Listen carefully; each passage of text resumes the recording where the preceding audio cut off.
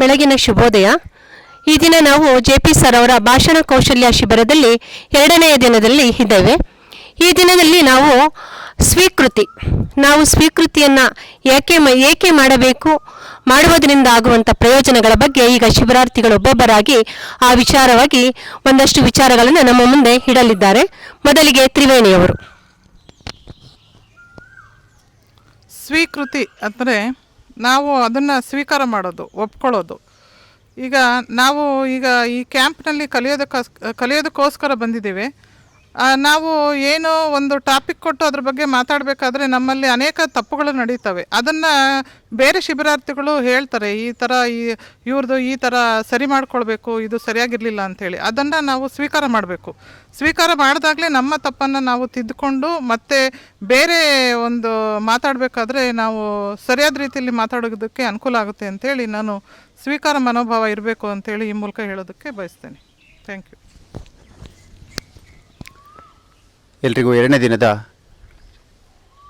ಕಾರ್ಯಕ್ರಮಕ್ಕೆ ಆತ್ಮೀಯದ ಸ್ವಾಗತವನ್ನು ಹೇಳ್ತಾ, ಈ ಕಾರ್ಯಕ್ರಮದಲ್ಲಿ ಪ್ರತಿಯೊಂದು ವಿಚಾರದ ಬಗ್ಗೆ ನಮಗೆ ಕೆಲವೊಂದು ಸೂಕ್ಷ್ಮವಾಗಿ ನಮ್ಮನ್ನು ಅಬ್ಸರ್ವ್ ಮಾಡಿ ನಮ್ಮ ತಪ್ಪುಗಳನ್ನ ತೋರಿಸೋದಕ್ಕೆ, ನಾವು ತಿದ್ಕೊಳ್ಳಿಕ್ಕೆ ಕೆಲವೊಂದು ಪಾಯಿಂಟ್ಗಳನ್ನ ಹೇಳಿದರು. ಅದೇ ರೀತಿಯಲ್ಲಿ ಈ ಆಕಾಶದ ಮೋಡಗಳು, ನಮ್ಮ ತಲೆಯಲ್ಲಿ ಆಕಾಶದ ಮೋಡಗಳಂದರೆ 25, 100, 150 ಸಾವಿರಾರು ಯೋಚನೆಗಳು ಹರಿದಾಡ್ತಾ ಇರ್ತವೆ.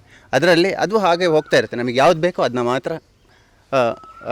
ಮಾತ್ರ ನಾವು ಯೂಸ್ ಮಾಡ್ಕೋಬೇಕು. ಅವಾಗ ಮಾತ್ರ ಮಳೆ ಬರುತ್ತೆ. ಯಾವ ಥರದ ಮಳೆ ಬರುತ್ತೆ? ಮುಂಗಾರು ಬರುತ್ತೆ, ಹಿಂಗಾರು ಬರುತ್ತೆ. ಹಾಗೆ ಯಾವ್ಯಾವ ಲಿಮಿಟಲ್ಲಿ ನಾವು ತಾಣಬೇಕು, ಎಷ್ಟೆಷ್ಟು ತಾಣಬೇಕು, ಯಾವ ವಿಚಾರವಾಗಿ ತಾಣಬೇಕು, ಅದನ್ನ ಮಾತ್ರ ನಾವು ತಗೊಂಡಾದಾಗ ನಮ್ಮ ಮಾತು ನಮ್ಮ ಭಾಷಣ ಇದೆಯಲ್ಲ ಅದಕ್ಕೊಂದು ಅರ್ಥವನ್ನು ಕೊಡ್ತದೆ ಅಂತ ಹೇಳಲಿಕ್ಕೆ ಇಷ್ಟಪಡ್ತೇನೆ. ಇನ್ನೊಂದೇನಪ್ಪ ಅಂತ ಹೇಳಿದ್ರೆ, ಇಲ್ಲಿ ನಾವು ಸುತ್ತಮುತ್ತಲ ಎಲ್ಲ ನೋಡಿದಾಗ ಒಂದು ಕಲ್ಲುಗುಡ್ಡೆ ಥರ ಇತ್ತು, ಒಂದು ಸಿಟ್ಟಿಂಗ್ ಚೇರ್ ಥರ ಇತ್ತು. ಬಟ್ ಆದರೆ ದೂರ ದಾರಿಲಿ ಹೋಗ್ತಾ ಇರಬೇಕಾದ್ರೆ ಮಾತ್ರ ಆ ಪ್ಲೇಸಿಗೆ ಹೋದಾಗ ಅಲ್ಲಿ ಹತ್ತಿ ಹೋಗ್ತಿರುವಂಥ ಸ್ಟೆಪ್ಗಳಿರ್ಬೋದು, ಅದು ಒಂದೊಂದು ಸ್ಟೆಪ್ ಇರ್ಬೋದು, ಅದು ಒಂದೊಂದು ಅರ್ಥ ಹೇಳ್ತಾ ಇತ್ತು.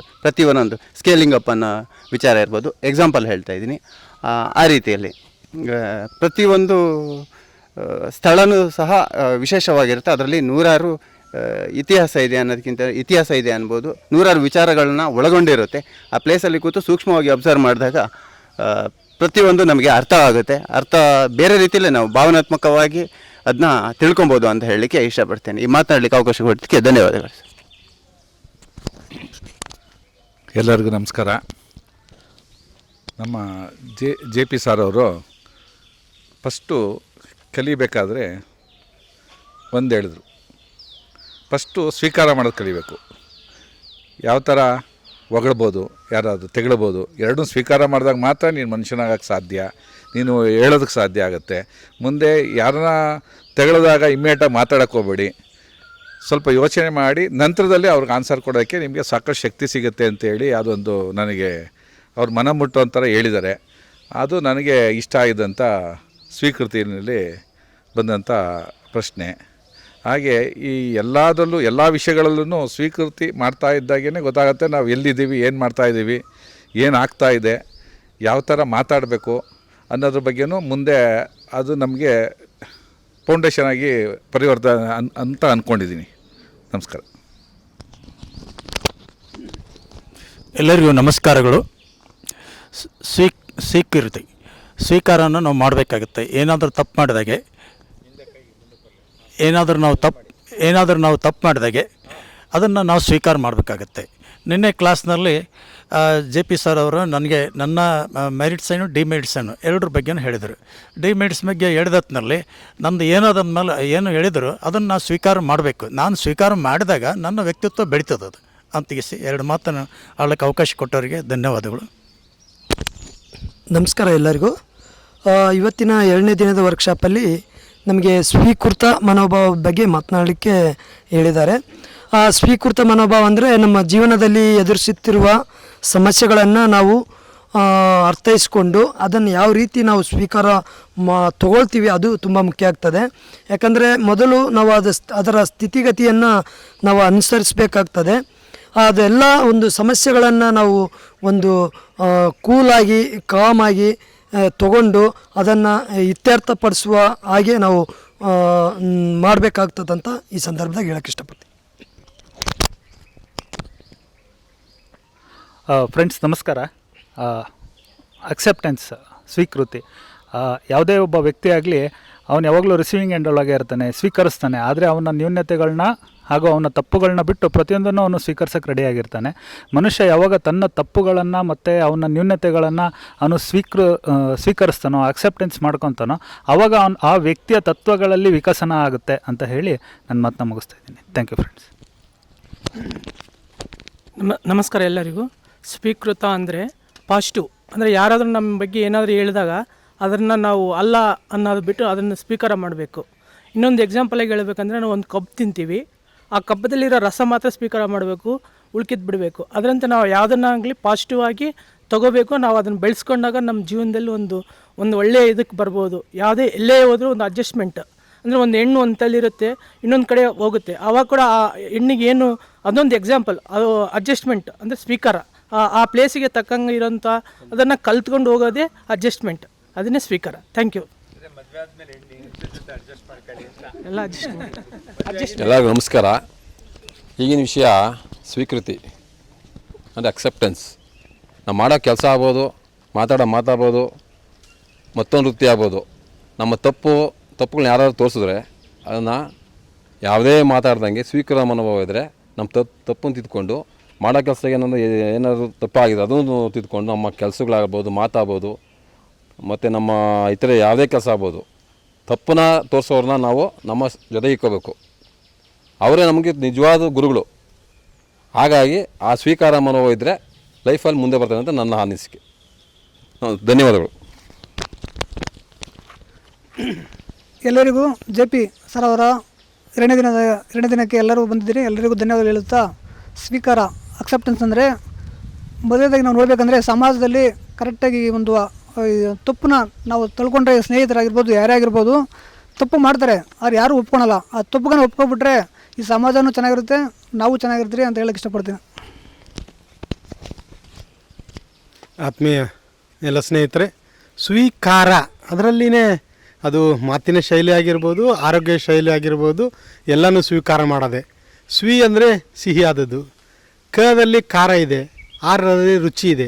ಆ ಸಿಹಿಯನ್ನು ಎಷ್ಟು ತಗೋಬೇಕು, ಖಾರವನ್ನು ಎಷ್ಟು ತಗೋಬೇಕು, ರುಚಿಯನ್ನು ಎಷ್ಟು ತಗೊಳ್ಬೇಕು, ಅದು ನಮ್ಮ ಆರೋಗ್ಯಕ್ಕೆ ಎಷ್ಟು ಉತ್ತಮ ಅನ್ನೋದನ್ನು ಅರಿಬೇಕಾಗತ್ತೆ. ಅತಿಯಾದ ಸಿಹಿಯನ್ನು ತಗೊಂಡ್ರೂ ಸಹ ಅದು ಕೆಟ್ಟದ್ದು, ಅತಿಯಾದ ಖಾರವನ್ನು ತಗೊಂಡ್ರೂ ಸಹ ಅತಿಯಾದ ರುಚಿಯನ್ನು ತೆಗೆದುಕೊಂಡ್ರು. ಹಾಗೆ ನಮ್ಮ JP ಸರ್ ಅವರ ಮಾತಿನಲ್ಲಿಯೂ ಸಹ ಸ್ವೀಕಾರ ಇದೆ, ಅದನ್ನು ಅನುಭವಿಸೋಣ. Thank you. ಸ್ವೀಕಾರ ಮನೋಭಾವ ಅಂದರೆ ಪ್ರತಿಯೊಂದು ಕೆಟ್ಟದ್ದಾಗಲಿ ಯಾವುದೇ ಒಂಥರ ವಿಷಯಗಳನ್ನು ನಾವು ಫಸ್ಟ್ ಸ್ವೀಕಾರ ಮಾಡಬೇಕು. ನನ್ನ ವಿಷಯಕ್ಕೆ ಬಂದಾಗ JP ಸರ್ ನಿನ್ನ ವಾಯ್ಸ್ ಬಂದು ಬ್ಲಾ ಈ ಥರ ಇದೆ, ಅರ್ಥ ಆಗಲ್ಲ ಅಂತ ನನಗೆ ಅದಕ್ಕಿಂತ ಮುಂಚೆ ಮನೋಭಾವ ಬೇರೆ ಇತ್ತು. ಅವರೊಂದು ಸಜೆಷನ್ ಕೊಟ್ಟ ಮೇಲೆ ನನ್ನಲ್ಲಿ ತುಂಬ ಇದೆ ತಿದ್ಕೊಳ್ಳೋಂಥದ್ದು ಅಂತ ಒಂದು ಮನೋಭಾವ ಚೇಂಜ್ ಆಗಿದೆ. ನಮಸ್ಕಾರ. ಸ್ವೀಕಾರ ಅನ್ನೋದು ಒಂಥರ ಎಲ್ಲರಿಗೂ ನೋಡಿ, ಕೆಟ್ಟದಾಗಲಿ ಒಳ್ಳೆಯದಾಗಲಿ ಅದು ನಮ್ಗೆ ಒಂದೊಂದ್ಸಲ ಗೊತ್ತಾಗೋದಿಲ್ಲ. ಸಡನ್ನಾಗಿ ಯಾವುದೋ ಒಂದು ಮನೋಭಾವದಲ್ಲಿ ನಾವು ಏನ್ಯಾ ನಾನು ದೊಡ್ಡ ಮನುಷ್ಯ, ನನಗೇನು ಹೇಳ್ತೀಯ ನೀನು, ಆ ಥರ ಹೇಳ್ಕೊಡ್ತಾ ಇತ್ತು ನೀನು ಅಂತ ಅದು ಹೇಳೋ ಬದಲು ಅದನ್ನು ಸ್ವೀಕಾರ ಮಾಡಿ ನನ್ನದಲ್ಲಿ ಏನೋ ತಪ್ಪಿದೆಯಾ, ಯಾವ ಥರ ತಿದ್ಕೊಳ್ಳೋದು, ಸರಿಯಾದ ದಾರಿನಲ್ಲಿ ಹೋಗೋದು ಒಳ್ಳೆಯದು ಅಂದರೆ ತಿದ್ಕೊಂಡು ಆ ಸ್ವೀಕಾರ ಏನಂದರೆ ಸಮ್ಟೈಮ್ಸ್ ಏನಾಗುತ್ತೆ, ಒಂದೊಂದ್ಸಲ ಅತಿ ಖುಷಿಯಾದಾಗ ನಾವು ಏನು ಮಾಡ್ತೀವಿ, ತುಂಬ ಎಕ್ಸೈಟ್ ಆಗಿಬಿಡ್ತೀವಿ. ಇಲ್ಲೊಂದ್ಸಲ ಅಂದರೆ ಲೋ ಸ್ಟೀಮು, ಒಂದು ಸ್ವಲ್ಪ ಫೇಲ್ ಆಗಿಬಿಟ್ರೆ ಅಂದರೆ ಹೋಗ್ಬಿಟ್ಟಲ್ಲಪ್ಪ ಆ ಥರ ಇರೋ ಬದಲು ನೀವು ಮಿಡ್ಲಾಗಿದ್ದು ಕರೆಕ್ಟಾಗಿ ಅಕ್ಸೆಪ್ಟ್ ಮಾಡೋದು ನಮ್ಮ ಕ್ವಾಲಿಟಿ ಇದ್ದ ಅಂದರೆ ಖಂಡಿತ ನಾವು ಮುಂದೆ ಬರೋದ್ರಲ್ಲಿ ಸಂಶಯವಿಲ್ಲ ಅಂತ ಹೇಳ್ತೇನೆ. Thank you.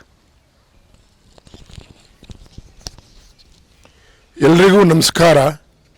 ಇವತ್ತು 2ನೇ ದಿನ ಶಿಬಿರದ ಈ ಕಾರ್ಯಕ್ರಮದಲ್ಲಿ ನಮಗೆಲ್ಲರಿಗೂ ಒಂದು ವಿಷಯನ ನಮ್ಗೆ ಕೊಟ್ಟಿದ್ದರು.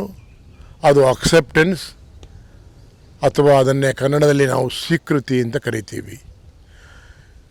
ಈಗ ಇಲ್ಲಿ ಸೇರಿದಂಥ ಎಲ್ಲ ಶಿಬಿರಾರ್ಥಿಗಳು ತಮ್ಮ ತಮ್ಮ ಅನಿಸಿಕೆಗಳನ್ನು ಈ ವಿಷಯದ ಬಗ್ಗೆ ಬಹಳಷ್ಟು ಸುಂದರವಾಗಿ, ಅಚ್ಚುಕಟ್ಟಾಗಿ ಹಾಗೂ ಮನಸ್ಸು ಸಂತೋಷವಾಗುವ ಹಾಗೆ ಹೇಳಿರ.